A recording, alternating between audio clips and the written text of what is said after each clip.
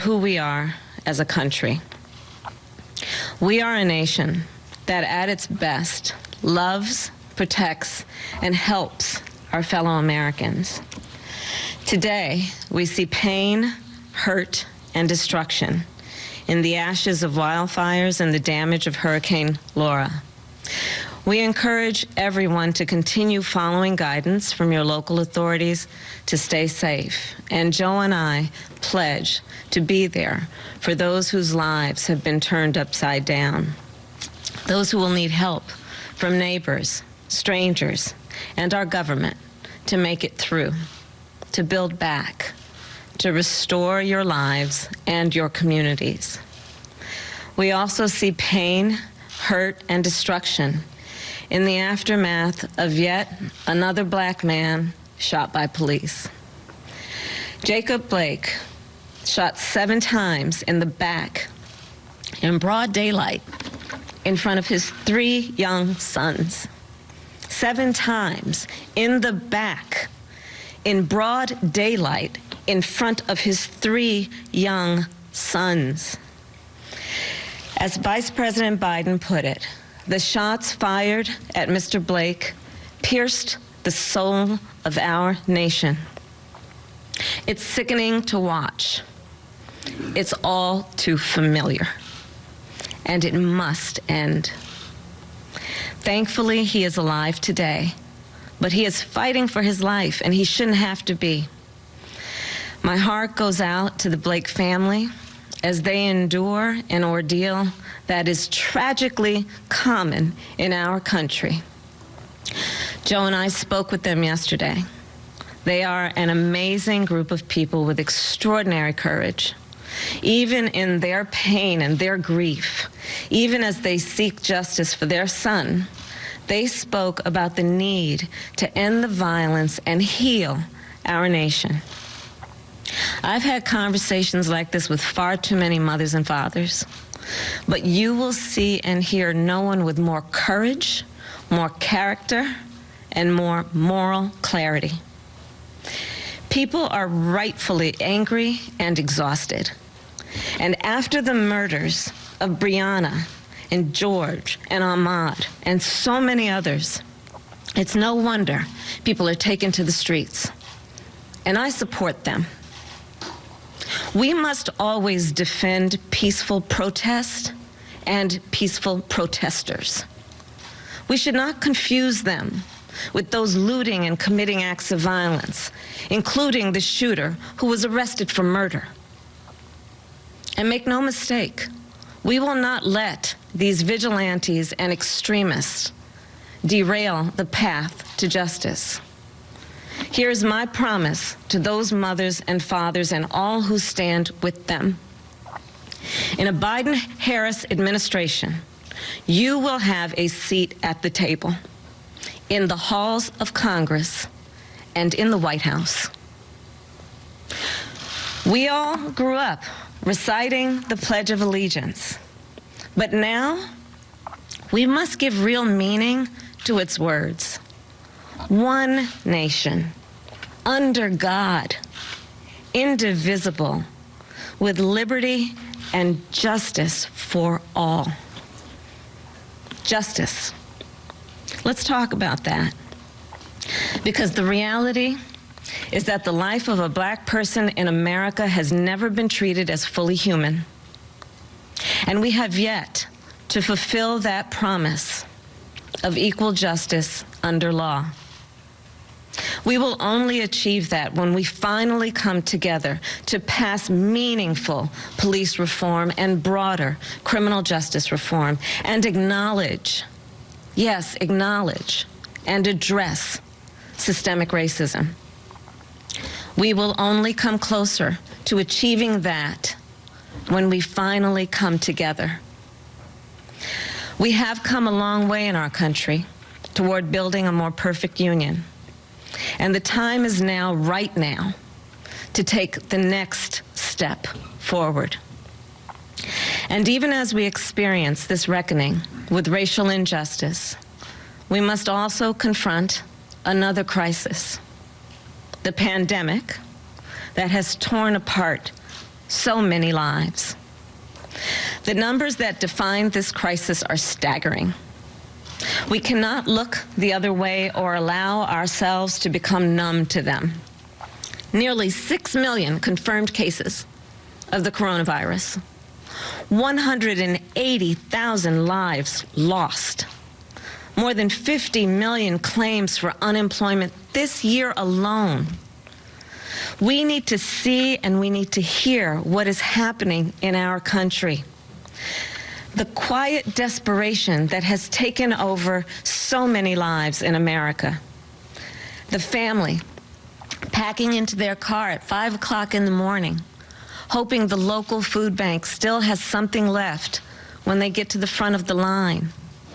The 50-year-old store manager who's been laid off and knows he can't pay the rent on the first of the month.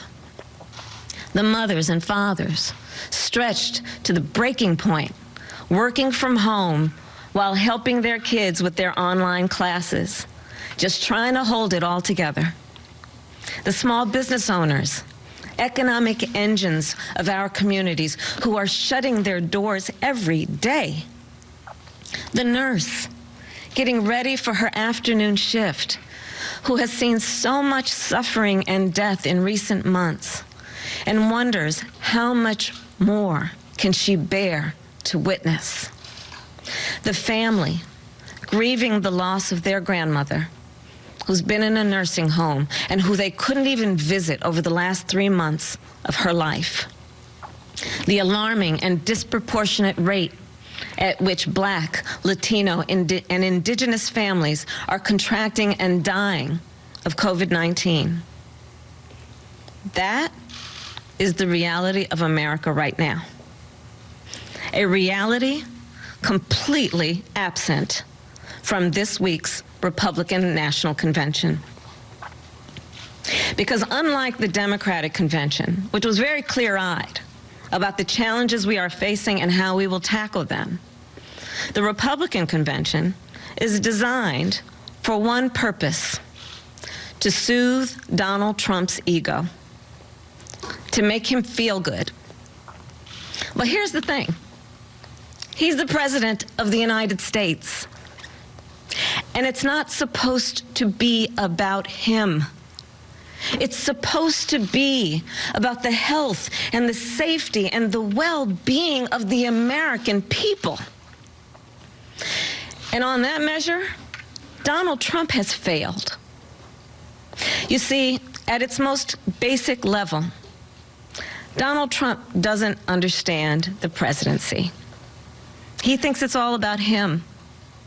Well, it's not. It's about you. It's about all of us, the people.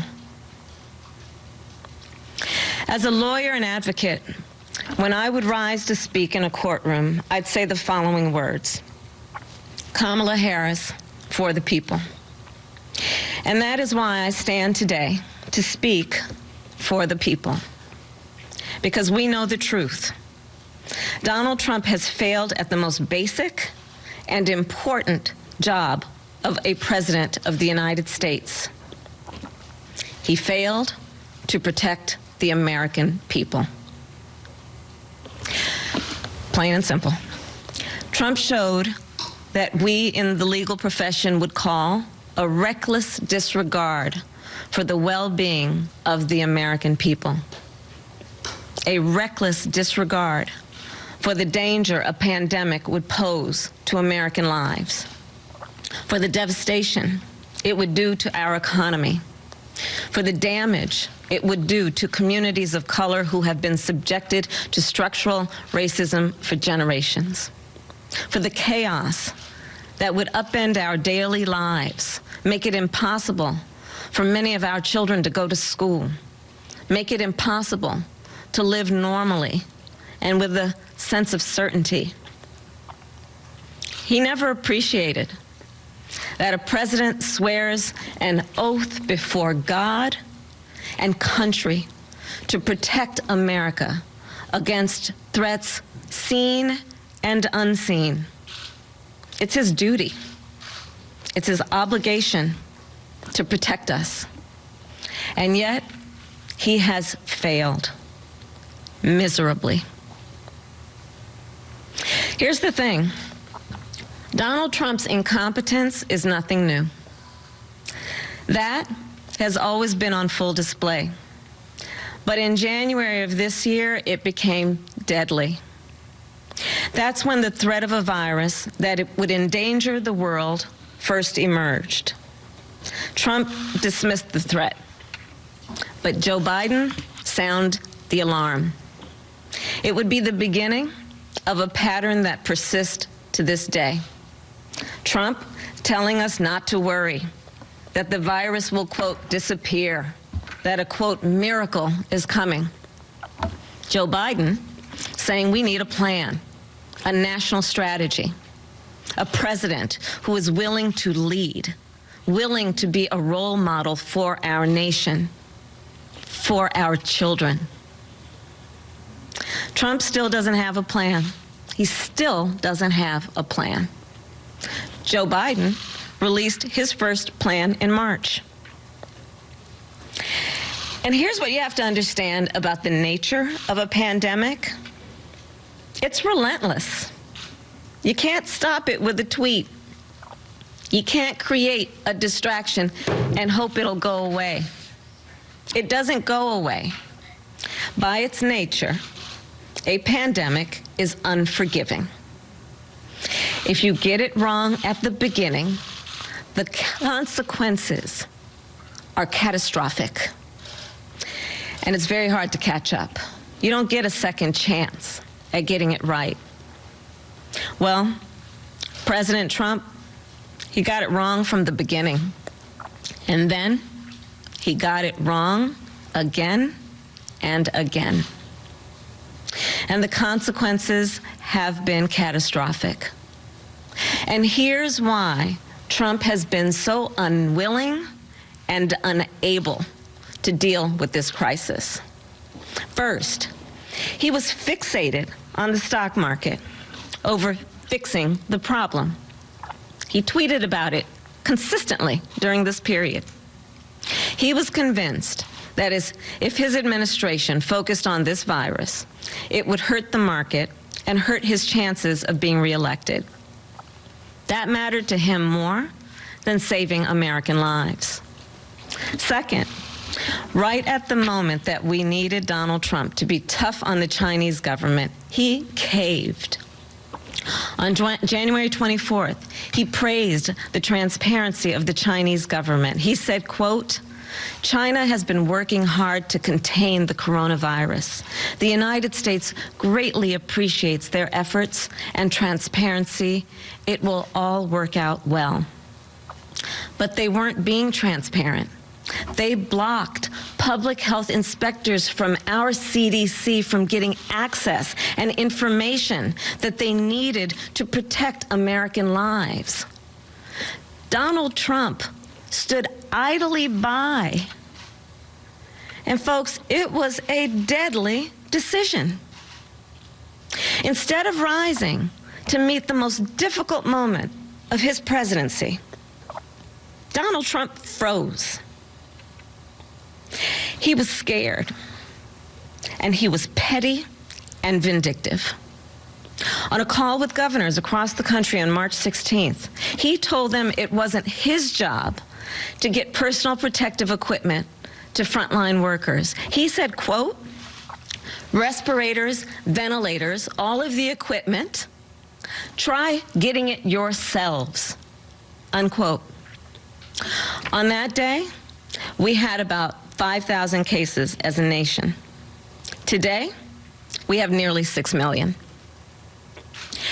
Even now, some 8 months into this crisis, Donald Trump still won't take responsibility.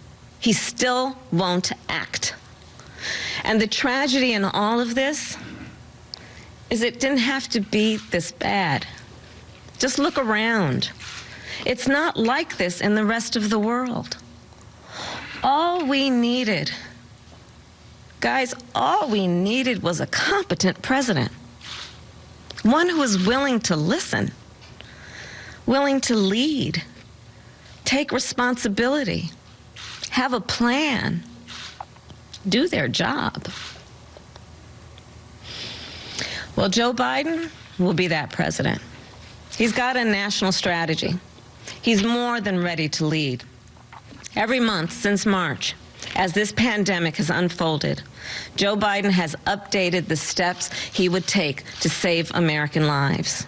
And he's done it based on what every scientist, every expert, every economist said we should be doing.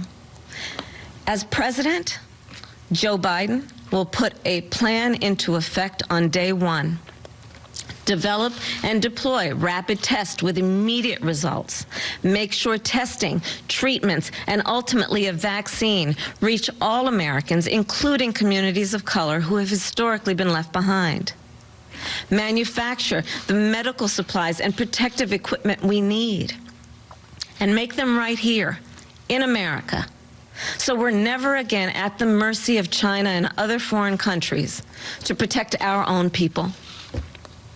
Joe and I will make sure our schools have all the resources they need to be open and safe and effective.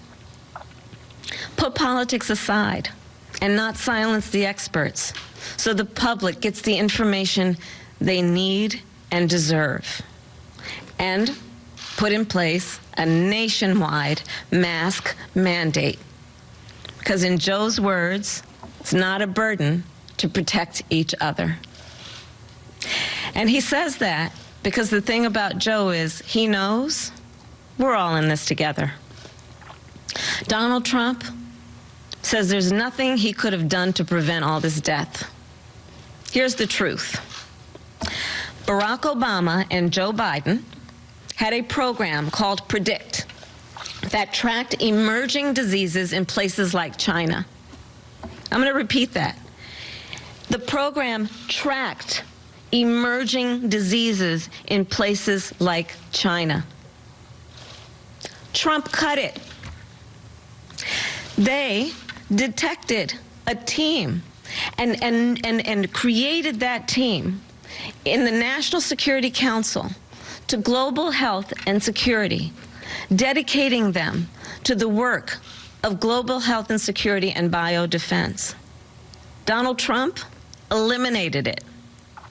They implemented standards for nursing homes to improve infection control. Donald Trump is erasing them. Before the virus hit, Trump made our country vulnerable. After it was struck, he failed to do what was necessary. As it continues, he's making it worse every day.